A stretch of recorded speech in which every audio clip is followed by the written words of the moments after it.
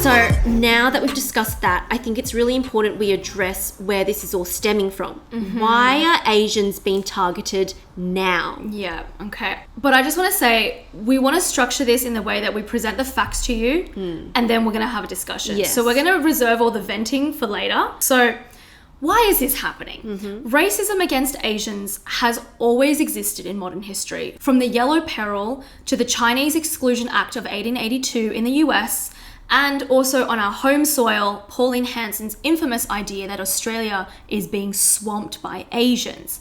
But the recent escalation of hate crimes is largely because of Trump's racist political rhetoric of the China virus. So Karthik Ramakrishnan, professor of public policy and political science at the University of California, said in an interview with NBC Asian America that former President Donald Trump's continued emphasis that the coronavirus originated in China plays a huge part in fostering this hate. Yeah, exactly. And a Time article worded it perfectly. So it said, President Trump repeatedly referred to COVID-19 as the China virus, blaming the country for the pandemic. In doing so, Trump followed in a long American history of using diseases to justify anti-Asian xenophobia, one that dates back to the 19th and 20th centuries and has helped to shape perceptions of Asian Americans as perpetual foreigners. Although the pandemic has highlighted the prevalence of anti-Asian racism, it is certainly a part of long history of exclusion, mistrust, and stereotyping of the Asian community, which the pandemic has only exacerbated.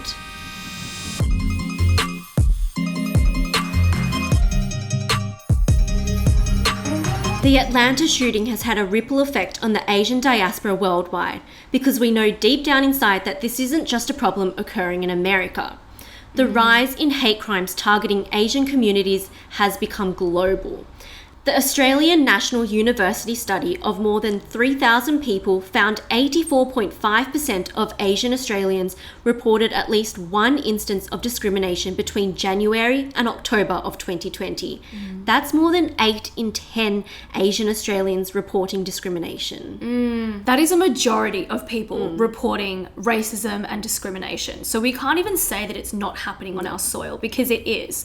In New Zealand, research by the New Zealand Human Rights Commission released in February 2021 found around half of the Chinese respondents had experienced discrimination since the start of the pandemic, and also half of Maori respondents had also faced discrimination. Wow. To make matters worse, there has also been an increase in reports coming from Canada, Italy, Russia, and Brazil, according to the Human Rights Watch. Yeah, now in the UK, where COVID is pretty big, police data has suggested a rise of 300% in hate crimes towards East and Southeast Asians at the beginning of 2020 compared to the same period in 2018 and 19. According to the Time report, quote, over the past year in the UK, Chinese takeaway owners have reported being spat at and attacked. Nurses of East and Southeast Asian heritage working in the National Health Services have reported incidents of racial abuse from patients, and people of East and Southeast Asian descent have been victims of violent and racial aggravated street attacks. Oh my God. That's a lot to consume. Like, hearing you read that is just making me really upset. Like, oh, okay, I'm going to hold it in until the discussion section. Spat at and attacked. Literally. The big statistics, as we know, are in the US. A report from California State University examined hate crimes in 16 of America's largest cities.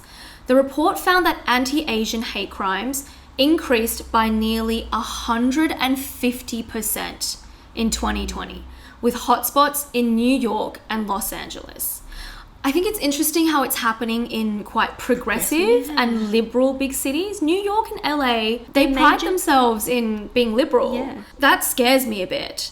And hate crimes in the US are more violent in nature, escalating over time. Like you said about the UK, in the US, Asians are being spat at, yelled racial slurs. Also, elderly Asian people are being fatally attacked on the street, unprovoked. literally just pushed from behind, and because they're elderly, a lot of them pass in the moment. And of course, 8 people shot dead in a horrific shooting. While the physical violence hasn't reached Aussie shores, the casual racism is still evident. So we talked about the research coming from Australian National University. It's still evident. Casual racism has always been a thing in Australia. So these include verbal abuse and threats, being spat at, racial slurs, and it also disproportionately affects international students and recent migrants.